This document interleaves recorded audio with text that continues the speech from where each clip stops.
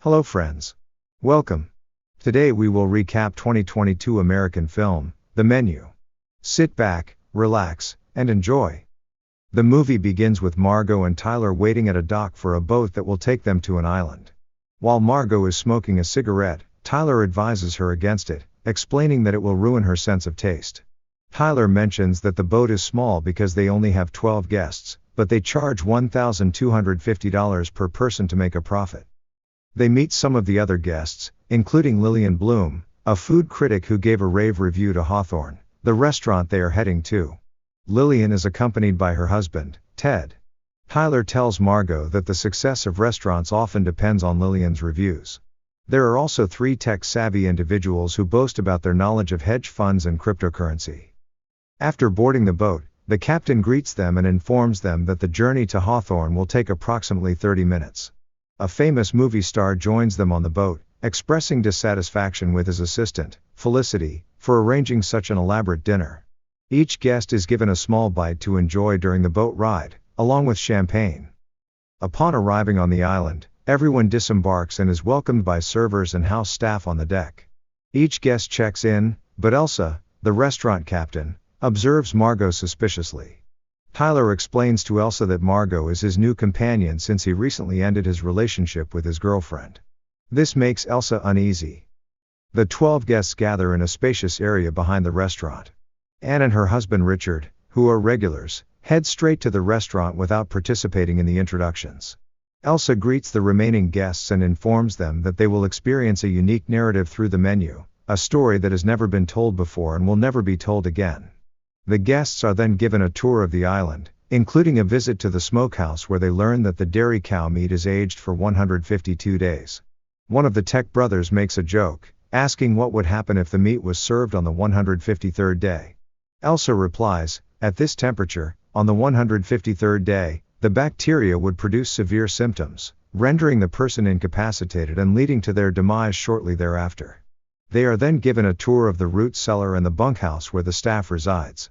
As they make their way across the lawn towards the restaurant, Tyler inquires about a cottage situated on a hill.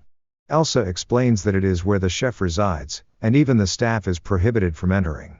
The entrance to the restaurant is an outward opening square in the wall, and they all enter through it. In the back, a melancholic elderly woman is seen drinking at a table, while Anne and Richard are already seated. Behind the tables, there is an open kitchen where the staff is diligently working. Elsa instructs everyone not to take photographs of the dishes because the chef believes that part of the beauty of his creations lies in their fleeting nature. Curious to see the kitchen, Tyler takes Margot to speak with a sous chef, who is busy preparing small gels. Tyler showcases his foodie knowledge, boasting about pacojet and other culinary details. The sous chef recognizes Tyler by name and mentions that the staff is aware of all the guests who dine with them. They return to their seats, and Margot points out that although the sous chef knows Tyler's name, Tyler never bothered to ask for his. Chef Slowick makes an entrance into the kitchen, exuding brooding intensity. He tastes the upcoming dish and expresses his approval. The servers then start serving the amuse-bouche, which is described on a title card as if it were on a menu. Tyler disregards the rule and takes a photo, prompting Margot to remind him of the prohibition. They both sample the food, and while Tyler is enthralled by the flavors, Margot is not as impressed with the experience. Chef Slowick introduces himself and informs the group that over the next few hours, they will consume fat, salt, sugar, protein, bacteria, fungi, various plants, and animals, a complete ecosystem, presented at a brisk but fair pace. He asks them for a favor, to refrain from merely eating but instead to taste, savor, and relish the food. The first course, named the island, is served. It consists of various plants from the island placed on seashore rocks and drizzled with barely frozen seawater.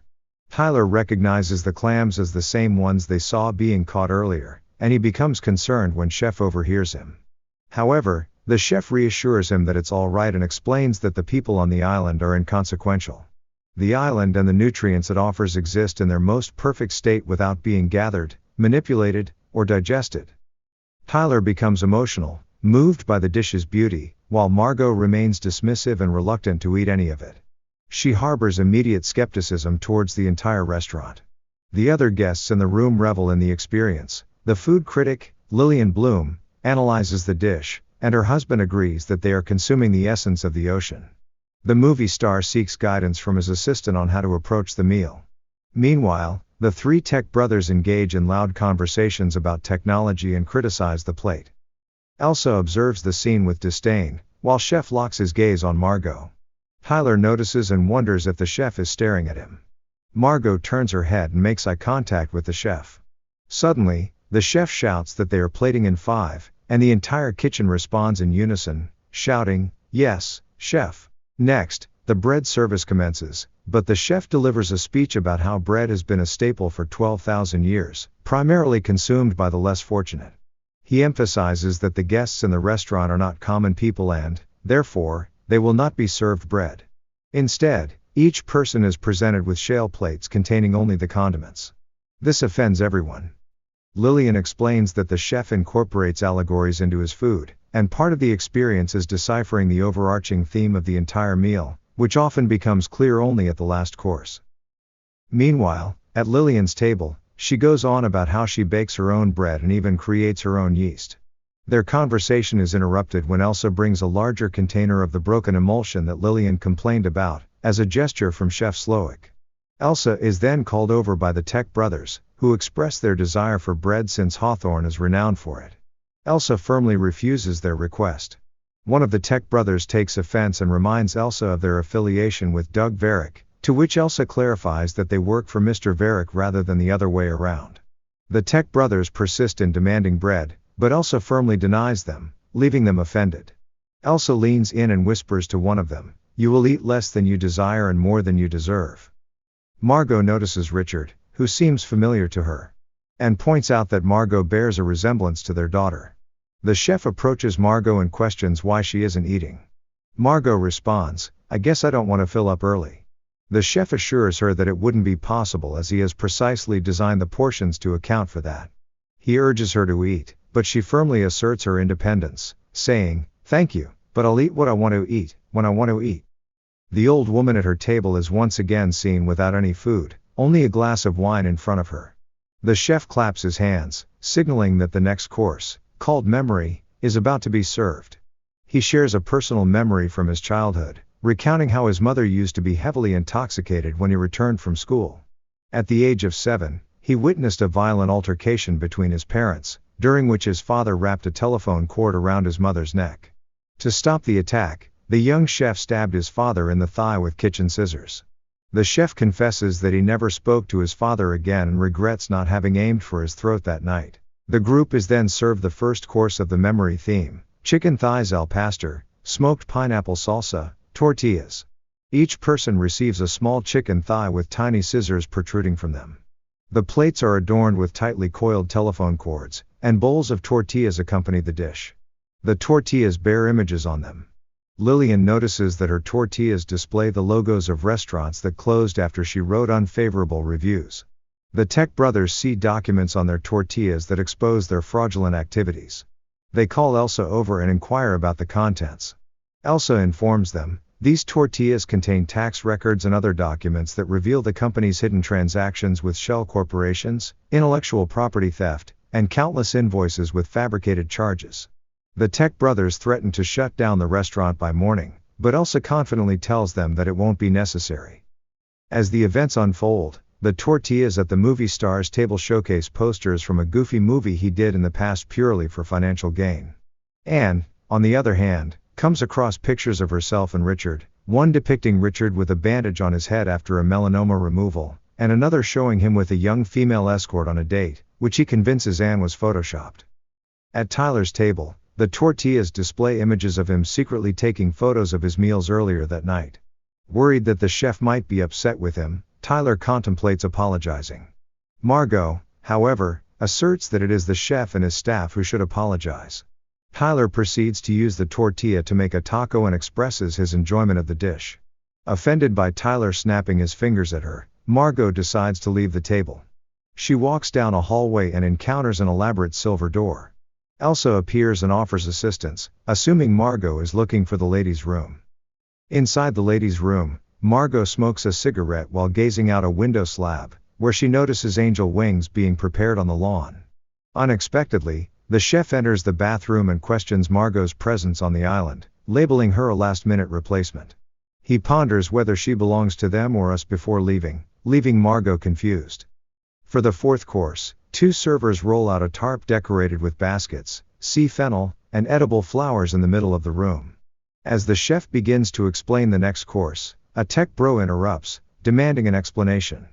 In response, the chef gestures to Elsa, who punches the tech bro in the nose, shocking the guests. Undeterred by the chaos, the chef introduces his sous chef, Jeremy, who created the upcoming dish called the mess.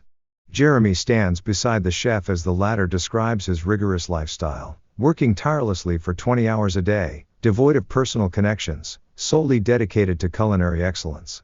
The chef emphasizes the immense pressure Jeremy faces from pleasing the chef, the customers, and the critics, even when everything seems to be perfect. Suddenly, Jeremy takes out a pistol from his waistband and tragically takes his own life. The room erupts into screams and panic. Richard decides to leave, prompting Elsa to inquire about the situation. Richard asserts his intention to leave, but Elsa reveals that there is no available boat. Determined, Richard suggests calling a helicopter, only to be reminded that there is no phone service. Despite Anne's advice to comply with the servers holding meat cleavers, Richard insists on handling the situation himself. Elsa questions which hand he will use, left or right. Richard remains silent, prompting Elsa to decide for him. She orders the servers to cut off Richard's left ring finger, which they do. The movie star directs his anger towards his assistant for bringing him to this unsettling event, while Lillian Bloom and her husband try to convince themselves that it is merely a form of performance art, struggling to accept the reality of the situation unfolding around them. In the kitchen, Elsa invites Margot to join the chef, while Tyler expresses his desire to come along but is denied. Once in the kitchen, the chef confronts Margot about her presence and accuses her of ruining his menu. He senses that she doesn't belong to their group and suggests that she has experience working in retail. The chef asks Margot to choose between being with us or them, but Margot questions whether her answer will determine whether she lives or dies. The chef reveals that they are all going to die that night and gives Margot a kitchen timer, allowing her 15 minutes to decide. Margot returns to her table, where Tyler expresses jealousy over her kitchen course. The chef returns and asks if there are any questions about him, Hawthorne, or why none of them will survive the night. The movie star asks why this is happening, and the chef explains that some of them were chosen due to their actions or their complicity as bystanders. He specifically mentions how Lillian Bloom's reviews have harmed many chefs' livelihoods, and a container of broken emulsion is brought out for her. He then addresses Richard and Anne, noting that they have been to the restaurant multiple times. Richard guesses 6 or 7 visits, but the chef reveals that it has been 11. While most people feel blessed to eat at the restaurant even once, Richard struggles to remember any specific dish from his past visits.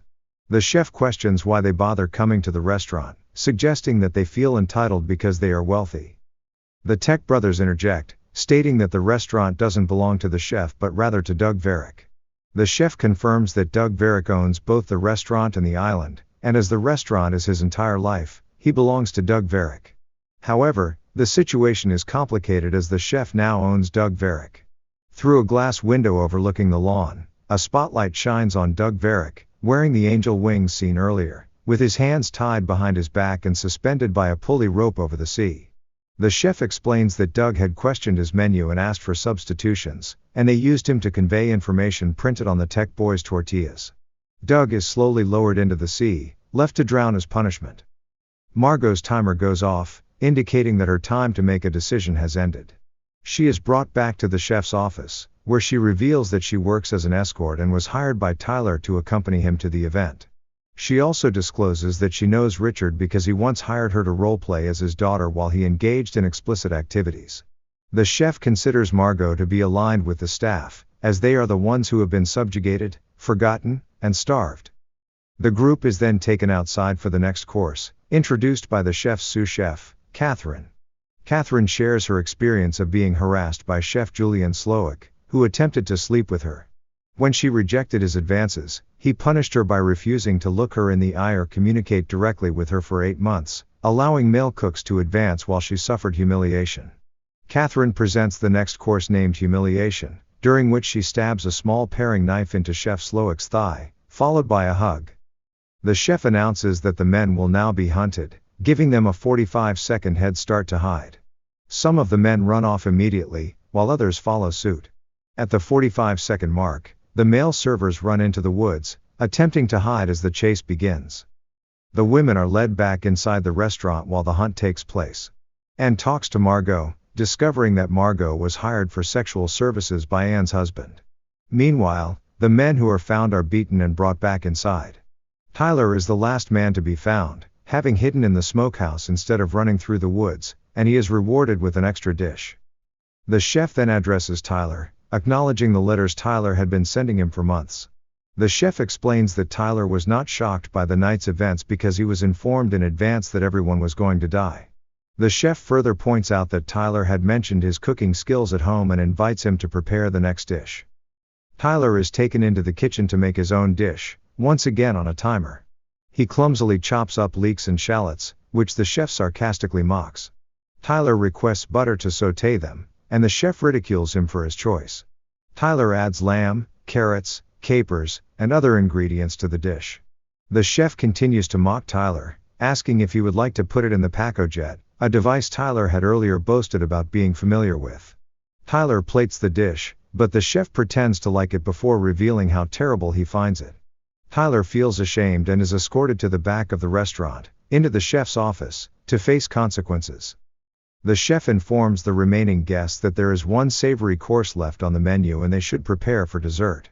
However, Elsa, in her negligence, forgot to assign someone to bring in the barrel that is supposed to be in the corner. Despite Elsa's suggestion that a staff member should go, the chef insists that Margot should be the one to retrieve the barrel. He sees it as an opportunity to determine where Margot's loyalty lies and whether she wants to die with them or us. Margot is handed the key to the smokehouse. As Margot makes her way to the smokehouse, she notices Tyler's lifeless body hanging by a noose in the chef's office. Undeterred, she continues to the smokehouse and quickly finds the barrel, grabbing a scaling knife from the wall. Through a window, she catches a glimpse of the chef's cottage. Inside the restaurant, the movie star questions why he was chosen when all the guests seem to be facing punishment. The chef bluntly states that he didn't enjoy the movie the star appeared in. The assistant asks why she is being punished, to which the chef inquires about her college and student loans. When she reveals that she attended Brown University without any student loans, the chef dismisses her case. Margot enters the chef's cottage and discovers that it's a replica of the restaurant's kitchen, complete with a silver door. However, the door is locked, preventing her from entering. Elsa appears in the cottage and chastises Margot for not focusing on her role of worrying about the customers while the chef handles the menu. A violent struggle ensues between Margot and Elsa, during which Margot uses the scaling knife to stab Elsa, resulting in her death. Before dying, Elsa tries to explain that she didn't neglect to move the barrel, the chef simply never asked for it. Margot takes the key from Elsa and enters the silver room, revealing a hidden space filled with stacks of cookbooks and photos documenting the chef's career. The photos culminate in a newspaper picture of the chef flipping burgers at a local restaurant, seemingly happier than his current state. Margot notices a radio on the shelf and calls out for the Coast Guard. Upon returning to the cottage, Margot finds the chef waiting for her, asking if she likes his home. Margot questions why he continues to feed his art to the rich instead of working at a soup kitchen or a monastery. And the chef tells her that he is a monster but asserts that everything he has done that night is 100% pure. He mentions his chef's hands and proceeds to extinguish a flame on Margot's candle with his bare hand. After a small boat arrives, the Coast Guard makes his way to the restaurant. The chef commends Margot for discovering the radio and swiftly instructs the dining room to be cleared. The staff diligently works to conceal the events of the night and to discreetly wipe away any visible injuries. Chef Slowick gathers the group and cautions them against seeking help from the man, emphasizing that it would only lead to the death of an innocent person. When the Coast Guard mentions hearing about a disturbance, the chef denies any such occurrence, and the room remains silent. Suddenly, the chef recognizes the presence of a movie star and expresses his admiration, offering to provide an autograph. As the officer turns to leave, he abruptly turns back, aiming his gun at the chef, prompting pleas for help from the terrified individuals. However, to their surprise, the Coast Guard points the gun towards Margot, specifically at the candle on her table that the chef had previously extinguished. Revealing that the gun is, in fact, a lighter, He uses it to relight the candle. The chef then discloses that he is part of the group and declares that Margot has now been classified as an eater, a taker, an animal, just like the rest of them. The group is informed that they will receive their final course, which involves pouring chocolate onto the floor. Margot, dissatisfied with the chef's food, exclaims her desire to send it back. The chef approaches her table and apologizes, inquiring about what she dislikes in his food. Margot asserts that the dishes lack love and criticizes them for being cold and devoid of personality, existing merely as conceptual ideas. Sensing her hunger, the chef asks what she desires, and Margot expresses her craving for a traditional cheeseburger, not an elaborate deconstructed version. The chef assures her that he can make the best cheeseburger she has ever tasted. Margot inquires about the price, and the chef responds with $9.95. Curious if the cheeseburger is served with fries, she asks if the fryer is still operational. After the sous chef confirms its availability, the chef agrees to include fries. The chef heads back to the kitchen to prepare Margot's order. The menu now features an item listed as cheeseburger, just a well-made cheeseburger. The chef presents the cheeseburger to Margot, who takes a bite and acknowledges its greatness. However, realizing that she cannot finish it all, she requests the remainder to be packed in a to-go bag. Thanking Margot for dining at Hawthorne, the chef accepts the $10 bill she leaves on the table as payment. With the chef's farewell, Margot exits the restaurant. Inside Hawthorne, all the guests are presented with their bills before the dessert is served. Each person pays using their preferred method, including Lillian charging it to the magazine she writes for and Richard utilizing his Amex card. The movie star's assistant confesses to stealing money from him, and both parties apologize to each other. The chef informs everyone that the restaurant operates on a no-tip policy, as the gratuity is already included. He reveals that the final dessert course is a creative take on the traditional campfire treat. Marshmallow coats are placed on each guest, and the floor is covered with chocolate sauce and graham cracker crumbs. Then, the entire room is set ablaze. As she leaves the outside, Margot reaches the Coast Guard's boat and faces some difficulty in starting it. However, after a struggle, she successfully gets the engine running. Cruising over the water, she heads back to the dock from which she initially embarked hours ago. Inside Hawthorne, chaos ensues as the room becomes engulfed in flames. Meanwhile, on the dock, Margot opens the to-go bag she received from the restaurant. She retrieves the cheeseburger and begins to eat it, savoring the taste amidst the unfolding destruction. As she indulges, she reaches into the bag once again and pulls out a replica of the evening's menu. Using it as a makeshift napkin, she wipes her face clean. In the distance, the restaurant explodes in a fierce blaze, its flames consuming the building on the remote island. The end.